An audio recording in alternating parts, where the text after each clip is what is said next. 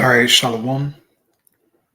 I want to start off, as always, by giving all praises and glory unto Yahweh, Bahashim Yahushai, Bahashim Racha HaKodash, double honors unto the apostles, the elders, and the bishops of Great Millstone.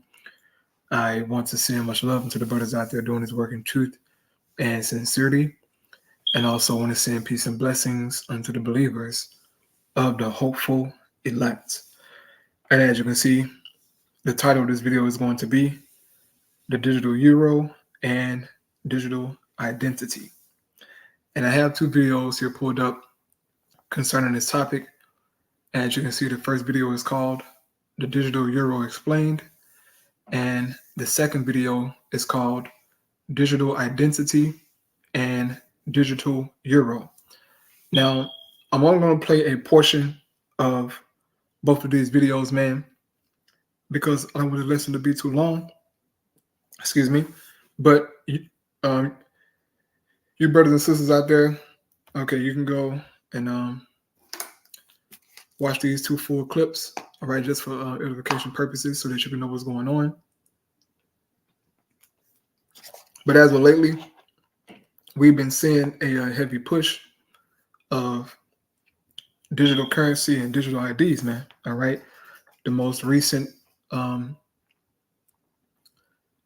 example of that is what's going on in Australia. Okay, but the same thing is going on here inside of Europe. All right. And so I just wanted to play this information here so that you brothers and sisters out there can be informed. And Lord willing, this is edifying. All right. So here, get into the first video. All right. Europeans are slowly moving away from cash, but the current alternative, the digital payment system, is fragmented into regional markets. And for international transactions, it's dependent on a handful of foreign companies that charge hefty fees. According to the European Central Bank, the move from cash threatens to leave the Eurozone without a sovereign universal payment solution. So when the European Central Bank invited me to Frankfurt to find out about one potential solution to this conundrum, the digital euro, I hopped on a plane to find out more. According to the ECB and their promotional material, the digital euro, which would be launched in 2027. So as you can see here, Europe wants to launch their digital euro in 2027, which is, 3 years from now. Okay. It could be earlier, but this is the date that they had agreed upon. Okay. They agreed upon this date, 2027. This is when the UK will be using officially their CBDC currency, all right, which is called the digital euro, right? So keep that in mind, all right, 2027. But it could be earlier, who knows? But so far, this is all we know, right? 2027, launch digital euro. Here we go. According to the ECB and their promotional material, the digital euro, which would be launched in 2027, would be one of the greatest transformations of the single currency since it started in 1999. And I'm here to find out what it is, what it could mean for you and the wider European economy, and if it actually is a good idea in the first place. So to understand what's going on with the digital euro, we first have to talk about what money actually is and how it moves around. In practical terms for you and me, it's either cash or most likely, since my audience. Okay, I want to skip this part here and go to how would digital euro work. Okay, I want to go to 453 here. And I love how YouTube, certain videos, they have it, broke down into sections, man. That helps out a lot, okay? But I'm going to the portion here where it says, how would the digital euro work? All right. Actually, since your digital euros would be on a wallet provided by your bank. But unlike other digital currency, the digital euro, much like cash, has its value guaranteed by the ECB, which means that even in the event of a bank run, your money would be safe. And according to the current plans by the ECB, it would work in two main modes, online and offline. The online mode might seem familiar. You could scan a QR code or swipe your phone to buy things either in stores or online. These digital euros could then be converted into cash, be turned into promises of euros, or continue circulating as digital euros in someone else's wallet. For the offline mode, you could deposit money on an offline wallet to transfer to another user or business without an internet connection, allowing you to, say, pay with your phone in an isolated mountain hut on a hike. Essentially, these transactions would happen without being centrally processed. But Hugo, isn't that what we currently have with existing types of money and payments? To which I would answer mostly yes. And that's kind of the point. It's designed to be as much like the current system as possible. Based off the documentation I have read, the plans of the ECB, and my chats with their experts, apart from the potential of an Look, man, eventually they want to do away with cash, all right? For a dispensation of time, they may run it side by side with cash, but eventually they want to get rid of cash, all right? We understand what a biblical prophecy says, that the MOTB is coming. That's not cash, okay? That's a mark being put in your body, man, which is the seal, all right? So here we go. offline payment solution for a somewhat digitally savvy user, it's not exactly groundbreaking change. The offline version, which aims to be cash-like both in its use and privacy, is perhaps the major innovation, and currently isn't possible with the systems we have. But is the digital euro actually a game changer? Well, there are other important differences, and in order to be able to spot them, we have to take a look under the hood of the ECB's proposal. So let's go back to the original claims made by the ECB and the conceptual drawings that I made to try and understand how the digital euro would work. There are 4 particular claims that I want to check: whether it's free, whether it's private, whether it takes away risk, and whether it actually is advancing European sovereignty. And as any marketing campaign, these are quite some impressive claims. The ECB says that the digital euro would be free for basic use. In other words, it will be given out as a public service. You see, since the ECB would take over the settlement of payments in digital euros, this would potentially cut out the companies coordinating digital transactions, most notably Visa and MasterCard, but potentially many of Europe's other regional companies. That's not per se a bad thing, especially since in the case of MasterCard and Visa, which are the safest bet to pay across European borders, the scheme fees they charge tend to be quite significant. Even if the digital euro doesn't take over, it might put pressure on these transaction companies to lower their fees, to the benefit of small business owners and even you if it will take over, okay? That's the plans of the elites, man. It will take over the dollar, all right? The cash-backed dollar. Everything's going to go digital, man, okay? This guy, he's just beating around the bush on certain things of what he read. He don't understand prophecy, okay? They're going to go fully digital, all right? They already passed the laws, man. So there's enough here in this video. You can finish it out if you want to. But this is, really the main video that I really wanted here, all right? He really goes into it, man, and explain what these devils are trying to do, all right? So this video here, digital identity and digital euro. So here we go. All that we will talk about here is EU legislation, is binding law that will come our way in the next months and years. And it's actually 3 laws that we'll cover here. First is the digital identity issue. There is a law where we are already 2 years into the process. Then there's the digital euro. And then there's also a 3rd law, which is a right to the access of cash, like banknotes and coins. Something that is many national debates, I think, in Germany and Austria at the forefront. And there will also be legislation about that. But we start with EIDAS, with the digital identity reform of the EU. This is a regulation, so it's directly applicable in all EU countries. That means it will top any national law that we have, any national ID card in Germany, ID Austria. All of these things will be surpassed with this European system. And what actually is the plan of the EU? It's a full harmonization. So it should be one digital identity system that works across all 27 EU countries.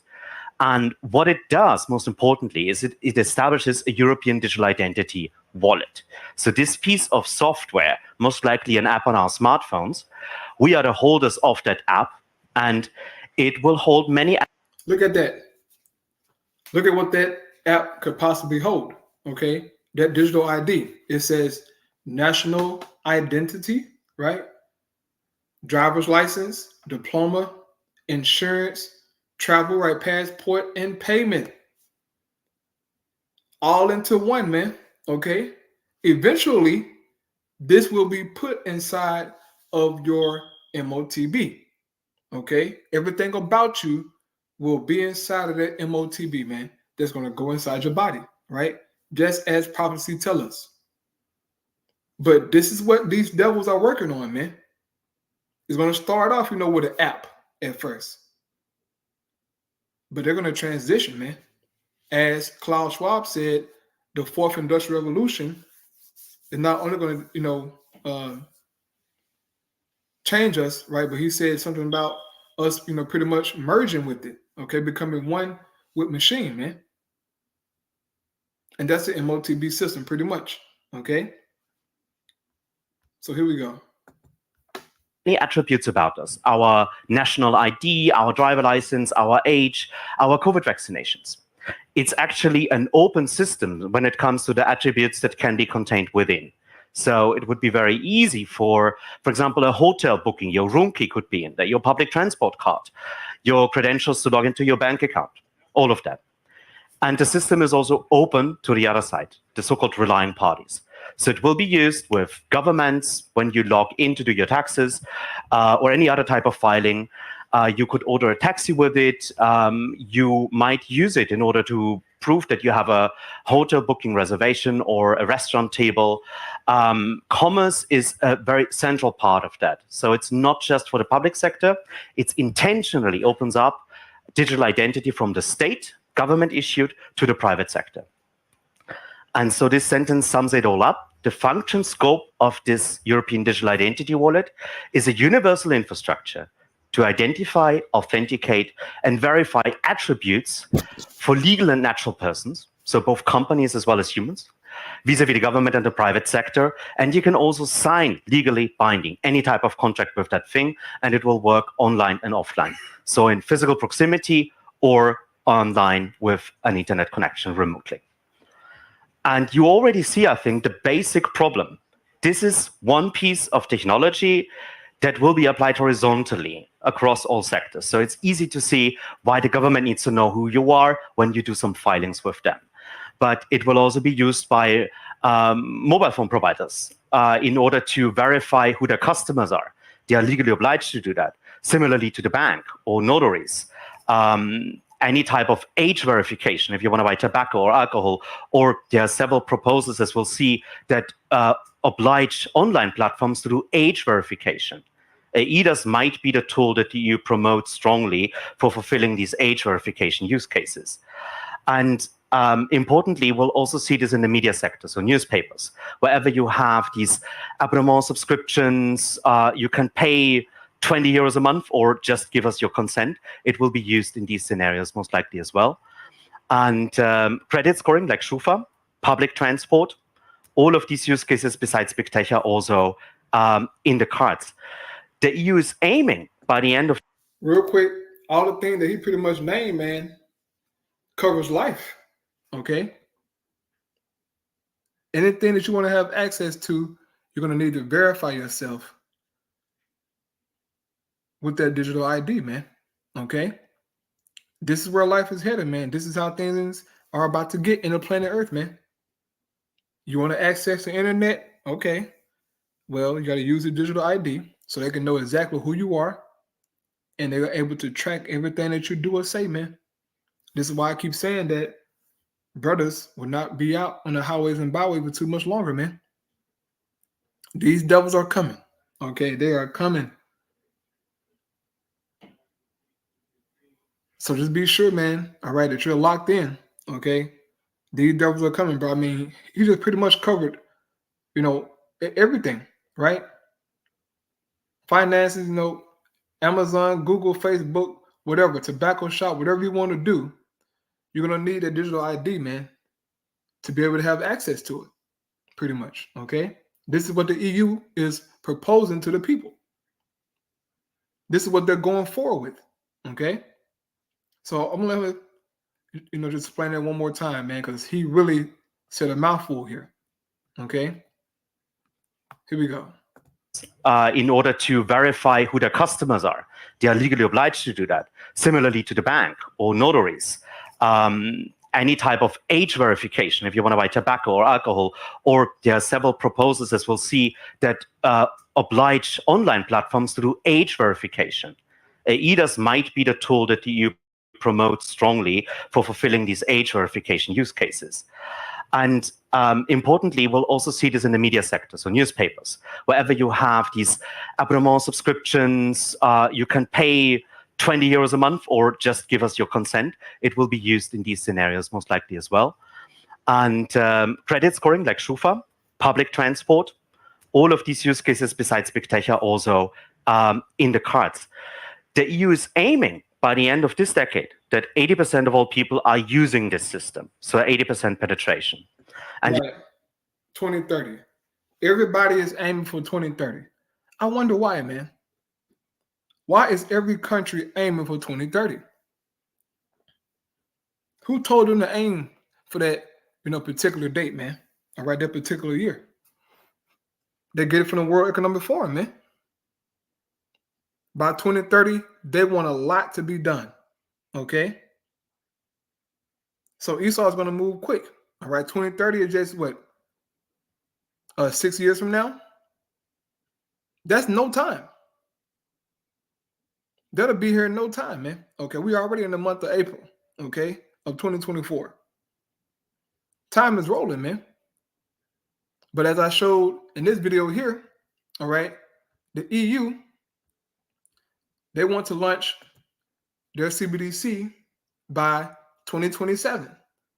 So they're trying to squeeze in everything before 2030, man, okay?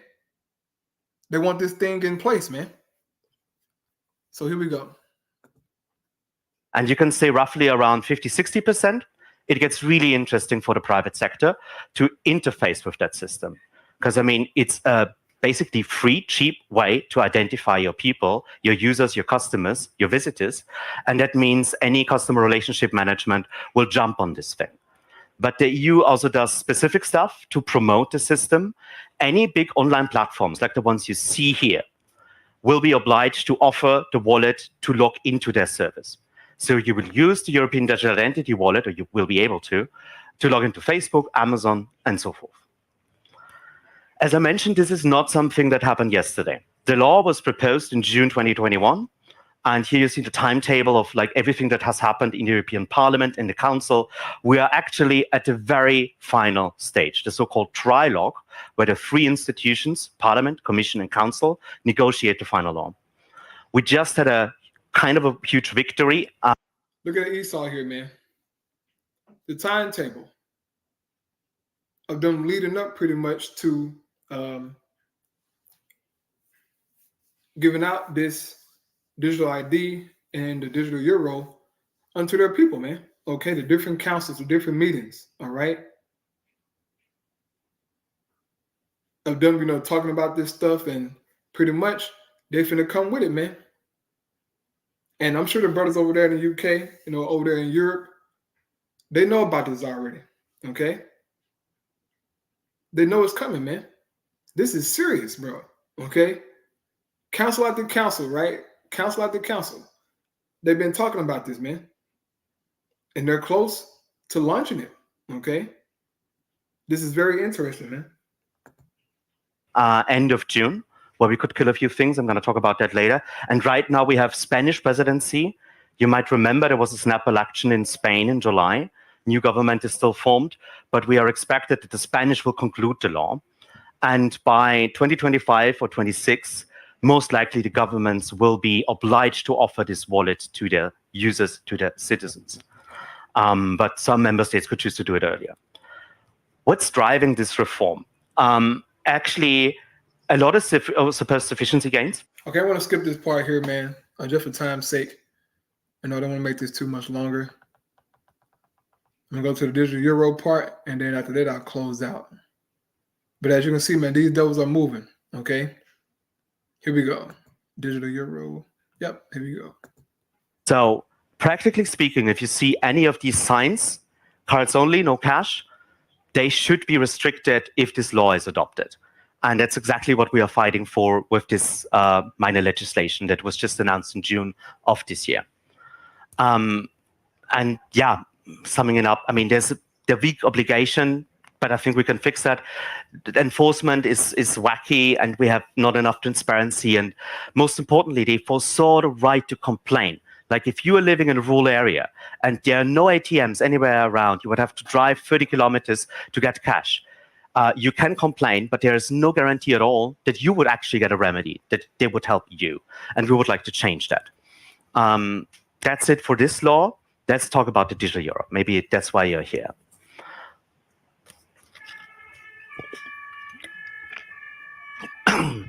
So that water was a mistake. So first, let me say that the European Central Bank is not early with this. We have central bank money in many countries around the world in various stages. Sometimes they're just research projects. Sometimes it's full-fledged digital cash available. And there are many of these maps. Just Google CBCD money map. There are several of these maps. And so, of course, this whole issue is kind of related to the cryptocurrency movement, Bitcoin and so forth. But then really it's not. The real reason why we are having this debate is because a few years ago, before the pandemic, Facebook announced that they're going to do Libra, their digital currency. And that was really a huge scare for central bankers all around the world. And that prompted many of them to move in that direction. Another justification that we often hear from central banks why they need to do digital money and no longer just paper money is because so much of our commerce is digital. And believe it or not, but your bank account or your credit card, although it is in a currency, that's actually not Notenbankgeld. It's not really currency from the central bank. It's just an obligation with Visa, an obligation with Deutsche Bank. And so that's another reason why they say we actually need to be in control of these monetary systems. And from a European perspective, a lot of it is also that we don't want the Visa and MasterCards and other American companies to fully control the payment system online. So there's a little bit of a digital sovereignty argument that the Commission is making here as well. Let's boil this down, what it would mean in practice. So this digital euro, every business would have to accept it, except if they have below 10 staff and below 2 million of revenue per year. Then if they are bigger than that, they would have to accept it. Non-profits are also exempt. But if any type of company or non-profit offers digital payment, they have to offer digital euro as well. And the Commission can add further exceptions. That's a thing that we see more and more, that like they always give themselves the power to add something to the law later. Let's go back to this card here, to this picture of a cards only, no cash sign. When we go at the digital euro, it would mean they accept cards. That means they have to accept the digital euro. So you could have a only cash sign, but any type of digital payment always has to include the digital euro. For us as consumers, there would be no surcharge, but the merchant might have to then incur the cost. There will be merchant fees. How high they will be is still in dispute. Importantly, the digital euro comes in two forms, online and offline. And it's important to say that this is not blockchain money. This is not a decentralized ledger with any type of proof of work or proof of stake. It is a database at the ECB for the settlement of money, every digital money they give out. But it's a centralized database, and it will basically include all of the holdings of any type of digital euro anywhere. That's at least true when it comes to online payments. There's also an offline version, which is really horrible. The Commission was actually doing a survey, a big consultation with business and NGOs, inquiring what would be important if we do a digital euro. Unilaterally, everybody said privacy is the most important thing, even the business sector. And that's the one thing where they fucked up completely. So right, because it's not going to be private, man. Once you take on that central bank currency, man, all right, a central bank digital currency, bro, that's it. Once you take that digital ID, that's it, bro. Ain't no such thing as, privacy, bro. Okay? Everything that you buy, everything that you do, everywhere that you go, they're going to know, man. That's going to give them that godlike ability, right? To track you, man. That's the whole point of the MOTB system, to give them that full control, that full power, man. Ain't no freaking privacy, all right? And even the president of the European Bank, she said, yes, the CBDC will give the banks a little control, right? She said a little control. No, you're going to have all the control, all right? This is serious, man. You are fully identified when you, as a person or as a company, interact with your bank or the PayPal, with any type of payment service provider, because all of these payment service providers are obliged to offer the digital euro. Potentially also crypto exchanges, by the way. And they would have a unique identifier, persistent identifier that identifies you, an identifier for your device if you use the offline euro, and your transaction history. And the bank would know that, and then everything on the right side, the European Central Bank, the national central banks, their settlement infrastructure, the Anti-Money Laundering Institute, financial intelligence units, like all of the people that do anti-terror financing, and then some form of providers of support services that are completely left blank, what they would do. All of them would have access to your transaction history and your pseudonymized data. So they wouldn't know your real name, but in effect, they could really easily identify yourself. Because if I know what your employer is, if I know where you live and with whom you are paying your rent, it would be very easy to actually re-identify people. And in case of money laundering or fraud, they could easily re-identify. If your bank goes bankrupt and you have to switch your accounts, they could re-identify. So one central banker put it like this: yeah, we could sue everything, but we promise not to look. So it's really a disastrous architecture when it comes to privacy, and that's just only the online part. For the offline part, we have a little bit higher privacy incentives, because if you would still have the ECB with their settlement infrastructure knowing that you on your device with this identifier have, let's say, 50 digital euros for offline payments stored. And then when you exchange that money to someone else, the transaction individually would not be noted centrally. So there wouldn't be a record how you spend your money. But then, of course, if the other person in their wallet wants to convert that offline euro money back into anything else, they would have then again the funding and defunding of these transactions. So that of course is a very weak form of privacy to begin with, and it very much depends on the proliferation of that whole system. And if you have any interest or listened or read up on how digital money works, you might be aware of the problem of double spending. Computers copy stuff all the time, perfect copies of everything. How do you prevent digital money from being copied twice so that you can use the same €5 and spend it twice or 3 times or 3 million times? All right, man. So that's enough of that video there. Okay, you can go through and watch the whole thing. A very good video, man. Going into what Europe is about to present unto their people in 2027. So I'm gonna close out here with 2 precepts, man, and Lord willing, it was edifying to you, brothers and sisters out there. All right. Habakkuk 2:1, right? Famous precept. Habakkuk 2:1, it says, I will stand up on my watch and set me up on the tower, and will watch to see what he will say unto me, and what I shall answer when I am reproved. And the Lord answered me and said, write the vision and make it plain upon tables, that he may run that readeth it. And the prophets are the one who are running, are delivering the message, man. Okay. It says for the vision is yet for an appointed time, right? All these prophecies, all these visions are for appointed times. Okay. The MOTB, that's for our time, right? The war of Armageddon, that's for our time. Jacob's trouble, that's for our time, man. It says, but at the end it shall speak and not lie. Though it tarry, wait for it, because it will surely come, it will not tarry. So these prophecies are starting to speak, are starting to manifest in themselves. There's no denying it, okay? Before you know it, man, we're going to be using central bank digital currencies, okay?